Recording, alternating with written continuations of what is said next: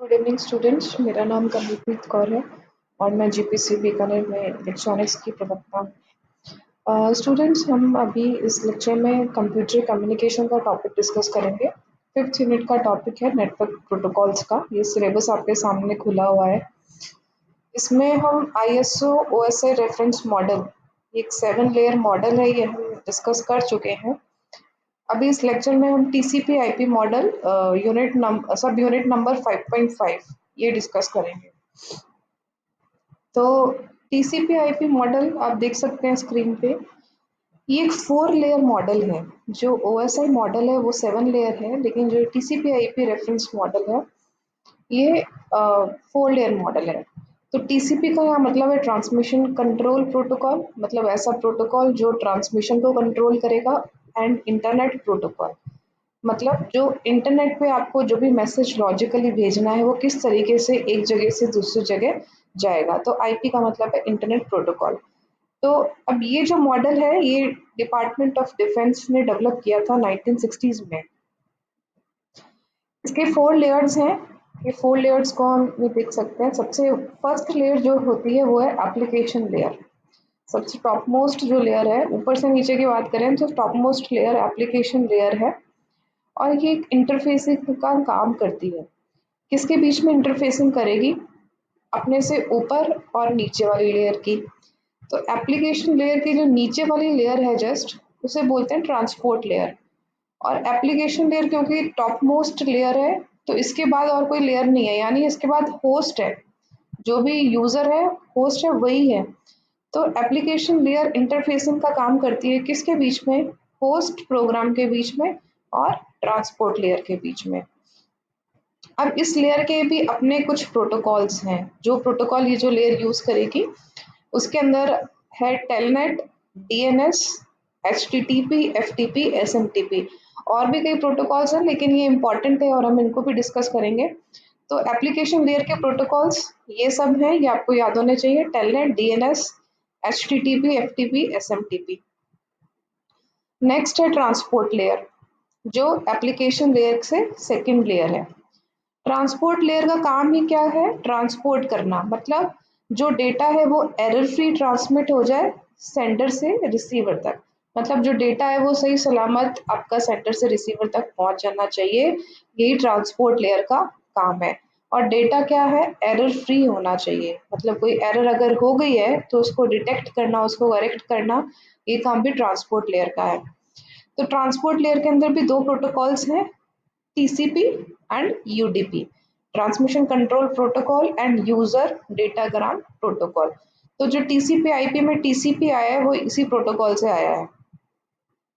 अब transport layer के जो नीचे वाली लेयर है जस्ट, उसे बोलते हैं इंटरनेट लेयर। इंटरनेट लेयर का काम भी क्या है? डेटा को ट्रांसमिट करना है, पर ये लॉजिकल ट्रांसमिट करता है। ट्रांसपोर्ट लेयर का काम अलग है, ट्रांसपोर्ट करना ही है, लेकिन इंटरनेट लेयर का काम जो है वो लॉजिकली ट्रांसमिट करना। लॉजिकल मतलब जब भी सेंड करेंगे डेटा उस पे एक IP एड्रेस लगा देंगे। जब वो रिसीव होगा तो रिसीवर चेक करेगा कि ये सही IP एड्रेस से आया है या नहीं आया है। तो इसको बोलते हैं लॉजिकली आप एड्रेस, किसी भी जो भी हम पैकेट नेटवर्क पे भेज रहे हैं उसका एक लॉजिकल एड्रेस बनाना। लॉजिकल एड्रेस का मतलब है कि फिजिकली वो एड्रेस अवेलेबल नहीं है, लेकिन आपने लॉजिक्स की सहायता से एक उसको एड्रेस दे दिया है। एड्रेस 2 टाइप के होते हैं, किसी भी डिवाइस का फिजिकल एड्रेस होता है और एक लॉजिकल एड्रेस होता है। तो इंटरनेट लेयर लॉजिकल ट्रांसमिशन को सपोर्ट करता है, यानी इसके अंदर जो लॉजिकल एड्रेसिंग है वो यूज होती है, जिसे हम IP एड्रेस भी बोलते हैं। तो इस लेयर के जो प्रोटोकॉल्स हैं वो है, सबसे इम्पोर्टेंट है IP इंटरनेट प्रोटोकॉल। और ये इंटरनेट प्रोटोकॉल के साथ और भी कई सारे प्रोटोकॉल्स हैं जो इसकी हेल्प करते हैं, जिसमें ICMP, IGMP, RARP and ARP, ये इंपॉर्टेंट प्रोटोकॉल्स हैं। अब जो लास्ट वाली जो लेयर है, लोवेस्ट लेयर है, उसको बोलते हैं नेटवर्क लेयर। और नेटवर्क लेयर का काम है कि फिजिकली डेटा को ट्रांसमिट करना, यानी कि आप जो भी कनेक्शन, जो भी आप डिवाइस यूज कर रहे हो, चाहे गाइडेड मीडियम यूज कर रहे हो, चाहे वायरलेस मीडियम यूज कर रहे हो, यानी जब फिजिकल ट्रांसमिशन की बात आती है डेटा की, तो नेटवर्क लेयर उसके लिए, तो जब आप डेटा को फिजिकली ट्रांसमिट कर रहे हो तो वो ट्रांसमिशन के लिए नेटवर्क लेयर रिस्पॉन्सिबल है। और जैसे कि हमने ओएसआई मॉडल में पढ़ा था, उसमें सबसे जो लास्ट लेयर थी वो फिजिकल लेयर थी। तो जो फिजिकली ट्रांसमिशन का काम था वो फिजिकल लेयर के पास था, लेकिन यहाँ पे जो लोवेस्ट लेयर है वो नेटवर्क लेयर है, इसलिए जो फिजिकल ट्रांसमिशन का काम है वो यहाँ पे नेटवर्क लेयर देखती है। इसका डायग्राम देख लेते हैं, इस टाइप से इसका डायग्राम है।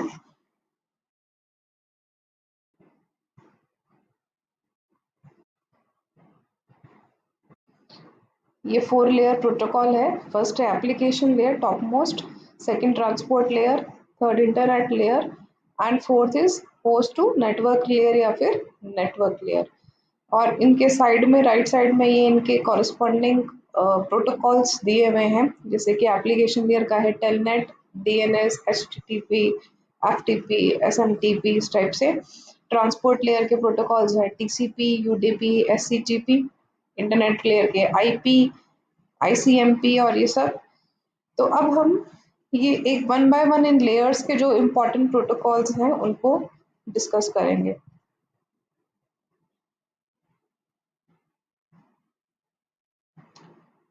हम्म, तो ये है, ये मैंने नोट्स खोलनी है आपको।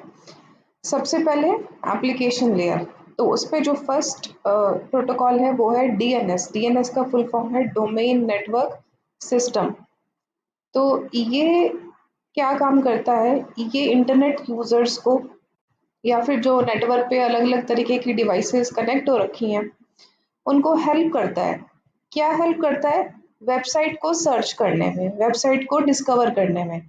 कोई भी वेबसाइट है, हमें उसका सिर्फ नाम याद रखने की ज़रूरत है, और जो नाम होता है वो भी ह्यूमन रीडेबल फॉर्म में होता है। यानी अगर हम जीपीसी बीकानेर की वेबसाइट देखें तो जीपीसी बीकानेर कुछ इस टाइप से उसके कीवर्ड्स होंगे ताकि हम उसको आराम से सर्च कर सकें। लेकिन ये सिर्फ ह्यूमंस के लिए है या फिर डिवाइसेस के लिए है, जबकि हर एक जो वेबसाइट है उसका एक आईपी एड्रेस होता है। वो न्यूमेरिक फॉर्म में होता है, उसको याद रखना बहुत मुश्किल होता है। तो उस आईपी एड्रेस को एक नाम के अंदर कन्वर्ट कर दिया जाता है, और जो नाम होता है वो हमारे ह्यूमंस के लिए बहुत इजी हो जाता है याद रखना। तो ये डीएनएस जो है प्रोटोकॉल, इसका यही काम है कि जो भी आईपी एड्रेस है, जो भी न्यूमेरिक आईपी एड्रेस हैं, उनको ह्यूमन रीडेबल होस्ट नेम में कन्वर्ट करता है। तो ये जो हम जीपी www.gpc और जो भी वेबसाइट्स के जो नाम है ये सारे कन्वर्टेड हैं, आईपी एड्रेस से कन्वर्ट किए हुए नाम है। तो हमें न्यूमेरिक आईपी एड्रेस याद रखने की ज़रूरत नहीं होती है। सेकंड प्रोटोकॉल है टेलनेट प्रोटोकॉल।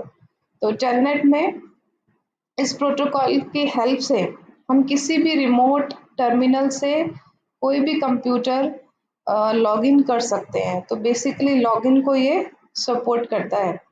कोई यूज़र है वो एक साइट पे बैठा हुआ है, और अगर उसको दूसरे सर्वर के साथ कनेक्शन बनाना है, और वो जो सर्वर है वो भी किसी रिमोट लोकेशन पे है, तो वहाँ पे हम टेलनेट प्रोटोकॉल का यूज़ करते हैं।